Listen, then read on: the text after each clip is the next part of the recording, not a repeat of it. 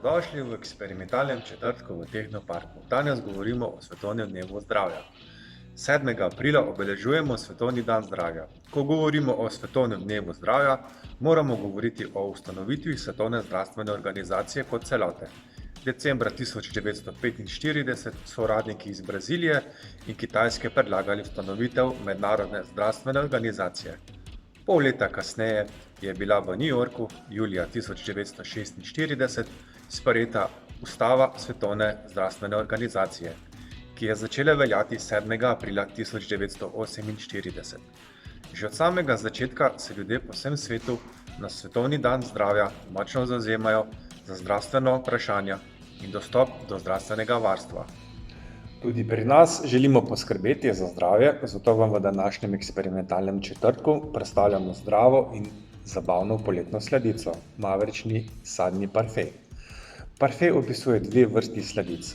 V Franciji, od koder jed izvira, parfej pripravijo tako, da vrejo smetano, jajca, sladkor in sirup, da se ustvari pire, podoben kremi.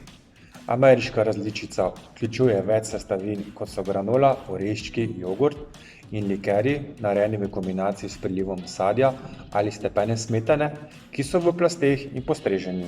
Najstarejši znani recept sega v leto 1892. Danes bomo pripravili ameriško različico z zdravimi sestavinami. Za pripravo bomo potrebovali žlico, 2 skodelici, 2 različni jedilni barvi, 2 grška jogurta in sadje po želji. V našem primeru smo se odločili za jagode. Grški jogurt pomešamo s poljubno jedilno barvo. Mi smo enega pomešali z modro, drugega pa z rdečo barvo. Prav tako pa smo narezali sadje. Sedaj pa začnemo z igro. Tako, sladico bomo postrigli v kozarcu, v katerega damo najprej 2 žlici ene barve, nato pa še 2 žlici druge barve. Nato dodamo sadje. Postopek še enkrat ponovimo. Tako, sladica je pripravljena.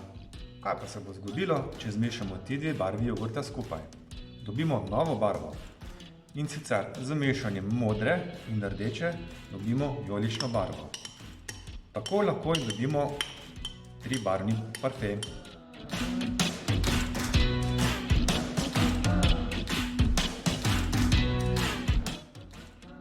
Poleti zares vroče, lahko grški jogurt zamrznemo in dobimo sladico, ki je še bolj zdrava kot sladoled.